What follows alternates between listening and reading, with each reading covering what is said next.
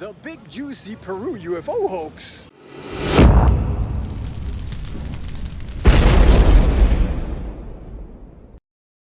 I'm standing on the main plaza of a place called Ica, Peru. And what does this place have to do with a UFO story? Well, a lot. It's almost like an Italian operatic farce, and this farce involves a few main players. It involves two very canny farmers, a credulous or not so credulous medical doctor, a bona fide UFO hunter and his follow-up wannabe UFO hunter, and of course a ton of credulous people of the I want to believe crowd, the tinfoil hat people. Let's introduce the main players in this farce. The first one is a farmer called Basilio Uchuya, then a lady called Irma Gutierrez, who was also a farmer, and a gentleman called Javier Cabrera, and not least, of course, our best ufologist, Erich von Däniken. How did this whole thing come to be? Mr. Cabrera, being a doctor in Lima, medical doctor, was presented with a very strange rock in the early 60s. This rock had a carving of a fish. And this fish he recognized to be, how we don't know, to be an extinct species.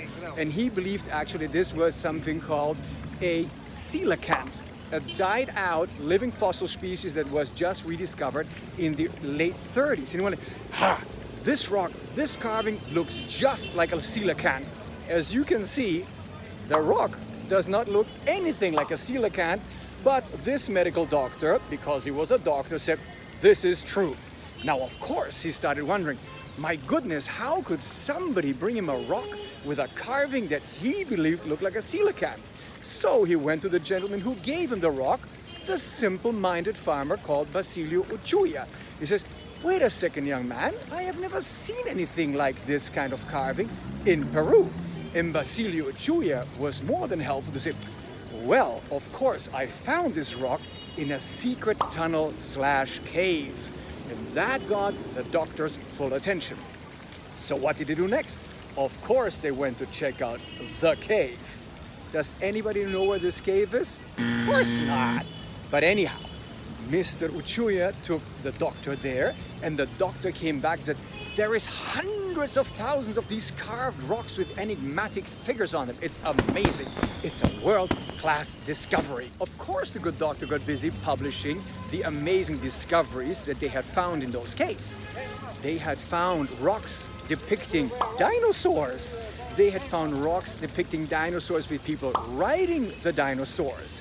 Not only that, they even had discovered rocks with people with telescopes studying the skies. And on top of that, even performing advanced cranial surgery. Wow! Wow, look at this. Do you know what this means? What an amazing discovery! So, of course, the whole hoo-hoo crowd started coming in and said, this is incredible. It's proof that there must be some connection, some time warp, UFO extraterrestrial visits. I mean, this is the proof. It's right here. And the whole thing blew up in the mid-late 60s. It became a world sensation. Concurrently with other people like Lobsang Rampa talking about time travel, the 60s was a fertile ground for a lot of hoo-hoo theory. This man rode the wave, and more rocks started coming out with the most uncanny pictures. Even Erich von Däniken showed up, the weirdo who wrote this book, The Chariot of the Gods, which was a $1 million bestseller in its age, of course completely debunked by now. And what the people saw was astounding unless you took a closer second look. So when you take a closer second look, the first thing that becomes instantly apparent is that the carvings are of a total simplicity. Why am I saying that? Peru is the cradle of some of the most amazing cultures Latin America has ever seen, with pictorial descriptions that defy gravity in their beauty and balance. So if this culture would have been so advanced as to create telescopes, one would believe that they would be able to carve the rock in a way that would be very presentable and highly artistic.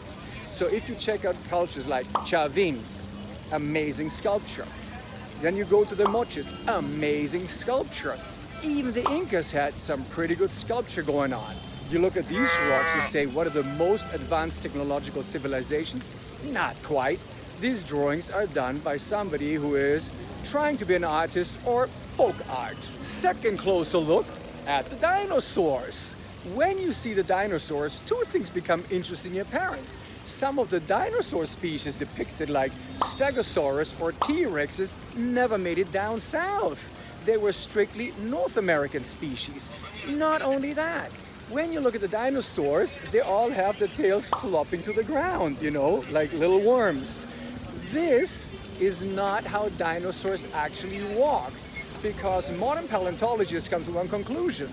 The skeletal structure of the dinosaurs was like a crane. The tail was to give the dinosaurs balance while running or even moving. One of the funniest aspects of the whole story is, where did Basilio and Irma come by their visuals?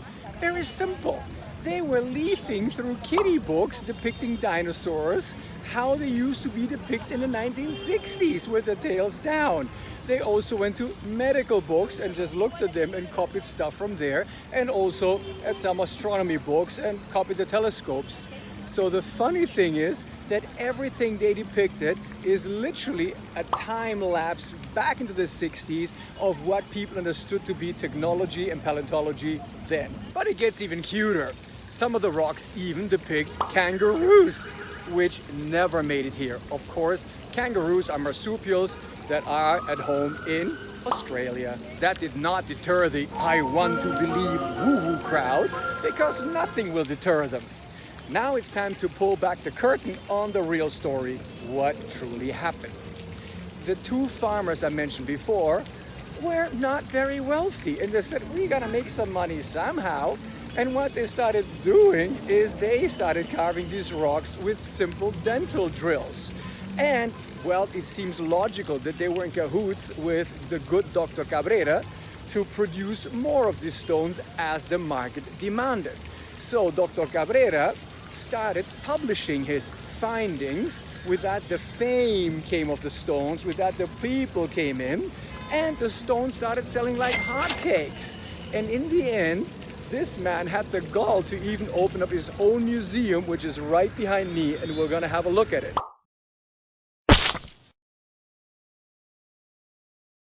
So at the end, he even published books on the topic, and in the latest check I did on Google, there's 4 million pages that actually talk about this phenomenon. During a filmed interview a few years ago, Irma Gutierrez actually admitted on camera that, first of all, yes, she and Basilio had been carving the stones.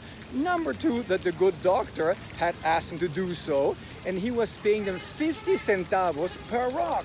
And guess what the amount of rocks is that they were producing? Around 7 boxes a week for decades. So even in this collection, the museum behind me, they've got 10,000 rocks. So of course it stands to reason that tens of thousands have been sold into the global market. And to this day, ufologists and of course creationists hold on to this mythology because it shows that their theories are underpinned by real proof. The happy ending to the story is that both Irma and Basilio made a pretty darn decent living out of carving their rocks, and let alone our friend the doctor, because nowadays you have to pay 35 soles to come inside the museum and have a look. And if you want to buy the books, it's 100 soles, which is about 30 US. Not too shabby. And guess what? To this day, our friends the ufologists are still pitching the story. Because even after Erich von Däniken wrote his book Chariot of the Gods and all the other rubbish he wrote, there is this funny guy, you know who I'm talking about, with the funny hair going, the rocks are real. Well, they are not. And our friends the creationists are happily putting people together with dinosaurs in their museums. And for more funny Firewalker stories, don't forget to like, subscribe, and share.